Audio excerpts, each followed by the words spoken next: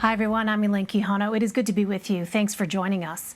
President Biden is expected to speak soon on the terror in Afghanistan. We will bring you a CBS News special report when that happens. Dozens were killed when multiple bombs went off near Kabul's Hamid Karzai airport Thursday. ISIS has claimed responsibility. A warning, the images we are about to show are graphic and some viewers may find them disturbing. The number of American and Afghan civilian victims is unclear, but officials say at least 12 U.S. service members have died, at least 15 were injured. Pentagon spokesman John Kirby confirmed a suicide bomber detonated an explosion at the Abbey Gate southeast of the airport in Kabul. A second one detonated at the nearby Baron Hotel. For over a week, thousands have flocked to Kabul's airport, desperate to leave the country. The White House had hoped to evacuate all U.S. citizens and Afghan allies by August 31st. The State Department asked members of Congress not to direct people to go to the airport at this time. General Frank McKenzie of U.S. Central Command said ISIS would not deter the U.S. from completing its mission in Afghanistan. We've been clear all along that we're going to retain the right to operate against ISIS in Afghanistan. And we are working very hard right now to determine attribution, to determine who is associated with this cowardly attack, and we're prepared to take action against them. 24/7, we are looking for them. Meridith McGraw and Kadia Goba join me now. Meridith is a national political correspondent for Politico, and Kadia is a national politics reporter for BuzzFeed News. Welcome to you both. Kadia, let me start with you. Senate Foreign Relations Committee Chair Bob Menendez, a Democrat from New Jersey, said this, quote, "As we wait for more details to come in, one thing is clear. We can't trust the Taliban with Americans' security." Republican Senator Lindsey Graham of South Carolina called on the Biden administration to reopen Bagram Airport as an alternative to Kabul. What else are we actually hearing from lawmakers? Yeah, thanks for having me. It's sort of a mixed bag coming from both sides of the aisle up on the Hill. You have Maggie Hassan, Senator Maggie Hassan, saying that they should extend and complete the mission, no matter what the arbitrary deadlines are. But then you also have Kevin McCarthy, Minority Leader Kevin McCarthy, suggesting that Congress needs to come back and vote on legislation that makes the president, forbids the president from actually withdrawing. But Speaker Pelosi is pushing back at that, basically saying that the committees in charge will handle that and they'll continue to get, and she's asking for continuous briefing. But we also have members of Congress asking for the resignation of President Biden. Right. And Meridith, all this is coming as there's some new reporting emerging from Politico. Your colleagues are reporting that the U.S. government provided the Taliban with a list of names of Americans and Afghan allies. Can you talk about that a bit more? What was the reasoning behind that move? Yeah, my colleagues came out with a really eye-popping report this afternoon that said U.S. officials in Afghanistan were providing the names of U.S. citizens, of green card holders, of allies there, Afghan allies, who are in that outer perimeter of the airport, which is being controlled, its security is being controlled by the Taliban, but that their names were given to the Taliban. And there was immediate outrage following their report, with people saying, you know, how could we be giving the names of these people to the Taliban, someone who has been our adversary, but we're cooperating with now as we try to evacuate, especially because hundreds of Afghan interpreters, people who helped U.S. military, while they were on their mission over there, have been killed, and they've been hunted down by the Taliban. And people are saying this is just making them sitting ducks here by giving a list of all of these names to them. The Biden administration defended their decision to do this. The news of this came during a briefing with members on the Hill earlier this week. And the Biden administration did defend it, saying that this was a way for them to prevent a potential shootout. there at that outer security perimeter. But again, it's raising questions. And as, was mentioned earlier, Senator Menendez, saying that we should be skeptical of working with the Taliban here. It just raises more questions about the security on the ground for not only citizens, but our allies who have been helping us all these years. Yeah, more to come, I'm sure, on that story. Kadia, Congressman Seth Moulton and Peter Meyer were heavily criticized for making a secret trip to Kabul Wednesday. What are they saying now that they've returned? Well, both of them have had reserves or reservations about their proclamations earlier about the hard deadline. So now it's interesting, like along with the Politico reporting, Seth Moulton is actually saying or encouraging some kind of working relationship with the Taliban and suggesting that they can only do that if they leave on August 31st, which, again, interestingly enough, he was one of the people that was saying, him and one of the members of Congress that was pushing to extend that August 31st deadline. So I think this is something new that we see across or throughout Congress, where people are following the administration's role to or a position to cooperate with the Taliban. And like mentioned, there's a lot of pushback against that because some people are just saying they just don't trust the Taliban. So lots of conflicting ideas on how to move forward here. Well, Meridith, you have been reporting on former Secretary of State Mike Pompeo, who is believed to be considering a run for the White House in 2024. Republican strategists that you spoke with said that Pompeo, quote, recognizes that his own electoral fate could be directly impacted by how the public perceives the current situation in Kabul. Remind us of the history there, specifically that February 2020 agreement that he helped negotiate with the Taliban. How is he trying to distance himself now from the Afghanistan withdrawal?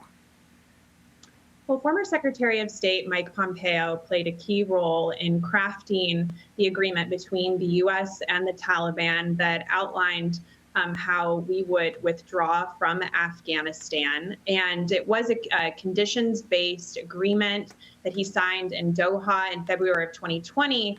But, as all of this has unfolded, Pompeo has been front and center to not only defend the Trump administration's agreement and their decision to ink that deal with the Taliban, but also to criticize the Biden administration's their actions, with this withdrawal that has been messy, that has been chaotic. And, the public blame has so far fallen on President Biden's shoulders. This is his withdrawal from Afghanistan, but there's certainly plenty of blame to go around. And there's been a lot of finger pointing at the previous administration for that agreement. Now, Pompeo has said that the agreement was conditions-based, that if the Taliban was going to retaliate or if it was going to hurt U.S. citizens, that they had contingencies in place and that they would, keep some American troops there on the ground to make sure that first and foremost, all of our military supplies and Americans were evacuated before we officially got out of there. And so he has put a lot of blame on just how the Biden administration has enacted this withdrawal. But he really has been taking a lot of arrows from even Republicans. I spoke with Trump's former national security advisor, John Bolton, who said that, if Mike Pompeo is planning to run for president, this is certainly something that it could potentially come up in Oppo ads. And it's something that, even though his allies said he's not concerned about the political ramifications, there certainly are going to be plenty of political ramifications, not only for him, but of course for President Biden. And one of the things that I did think was kind of interesting when I was talking to folks for this story was that during the crafting of this agreement, the former Secretary of State, I was told, did understand that he could pay a political price for having an agreement here with the Taliban, but he was taking orders from President Trump. and the former president was determined to get out of Afghanistan. And, you know, he was determined to pull out. And as Bolton told me, if the tables were turned here, if Trump was still in office, he would anticipate that Trump would be doing just as Biden is doing now, and withdrawing troops and getting out of there as fast as he could. Just a quick follow-up, Meridith, because February 2020 was a long time ago. So much has happened since then. Remind us, you point out in your piece what some of the concessions were that were made in exchange for this sort of conditions-based withdrawal. Can you talk about that a bit? Because others have pointed to those concessions as helping or contributing, in their view, to the conditions that we have seen right now. Well, one of the major ones was we agreed to the release of 5,000 prisoners there in Afghanistan. And there's been a lot of concern about, you know, just who was released. Did that jeopardize security at all? And, you know, also with these deadlines, we made clear that we would be getting out by certain dates. And that's also, you know, complicated things there on the ground as we try to pull as many Americans out as quickly as we can. There have been concerns, you know, did we go about doing this all too fast? But certainly the fact that all of those Afghan prisoners were released, you know, has called into question. Some Republican strategists brought that up as something that, you know, should be top of mind for somebody like Mike Pompeo or Trump as they're questioned in the future about just how all of this transpired. Right. And as you point out in the piece as well, the government of Afghanistan was not a party to that agreement, was not part of that negotiation process. And as you say, critics say that undermined the country's leadership and legitimacy. All right, Meridith McGraw and Kadia Goba, thank you both. Oh, go ahead, Meridith. Oh, no, I was going to say I failed to mention that, and that's a really important piece of all of this. Without including the Afghan government in this, they do feel that undermined not only Afghan military forces, it undermined the morale. It also undermined the leadership over there pretty quickly. Yeah, that's something that we have heard from service members that we've interviewed here on CBSN who say those Afghan allies that they worked with didn't feel like their higher-ups necessarily had their backs. Meridith McGraw and Kadia Goba, thank you very much. We really appreciate it. Thank you. Christina, Ruffini, and Steve Dorsey join me now with more. Christina is a CBS News correspondent, and Steve is a CBS News radio correspondent, as well as their executive editor. Good to have you both. Christina, I know you have been talking to multiple sources, essentially day in and day out, both Americans, people in Afghanistan. What is the latest that you're hearing on the ground about what is taking place right now in Kabul? It's pretty much blanket uncertainty, and that goes for Americans, for officials, for Afghans, for civilians. Everyone is just waiting to see what has happened. Now, so far, the Americans, the Pentagon has said the evacuation effort will continue, but it will continue in what form? It will continue with what capacity? Obviously, if they are no longer getting people through the gates, and sources told CBS News earlier today they were welding those airport gates shut, that really curtails their ability, even if they want to continue evacuating Americans, permanent residents, SIVs. And at the moment, that seems to be as far down on the list as they've been going. Even before this incident, we were hearing that unless you were a U.S. citizen or a U.S. permanent resident, it was getting harder and harder to get through the gates. If they're still trying to do the evacuations, how do they do that now? How do they facilitate it safely, given how dangerous Kabul is, not only around the airport, but elsewhere in the city? We're hearing unconfirmed reports of explosions, of possible disruptions. Now, you know how rumors can fly in a city during a terrorist attack. We've seen that here on our own soil. Sure. So you never know, but it just goes to say people, I don't want to say panicking, but there's a low-grade nervousness in a place that was already tense and already very stressed out about people not knowing what to do, and even people with blue passports not sure if they're going to be able to get out at this point. Yeah, you know, Steve, there is so much that we don't know right now. But one thing that is clear is that a warning went out Wednesday night advising U.S. citizens to leave the area around Kabul's airport due to an imminent security threat. Do we know what the intelligence was leading up to these explosions? Well, in that warning to Americans across Afghanistan, the embassy didn't detail that specific threat.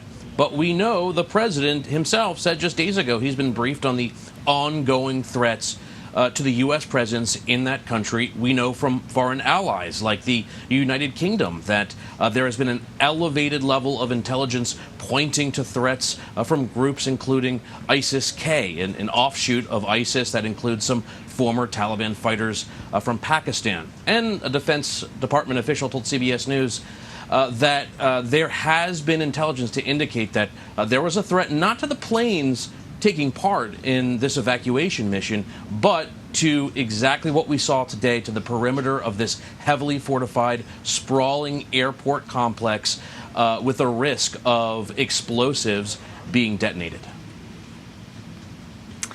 Christina, given that climate of fear and uncertainty that you described, I mean, what are officials advising Americans who are still in Afghanistan to actually do?